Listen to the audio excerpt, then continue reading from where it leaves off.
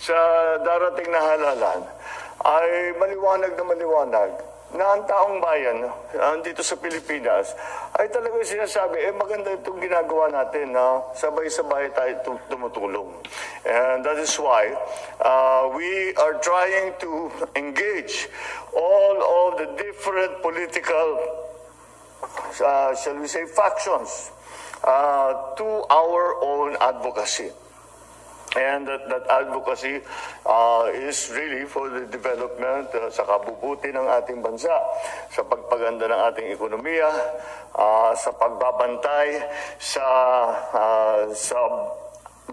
pang-araw-araw na buhay ng bawat Pilipino, na ipaglalaban natin ang ating karapatan in terms of the international scene.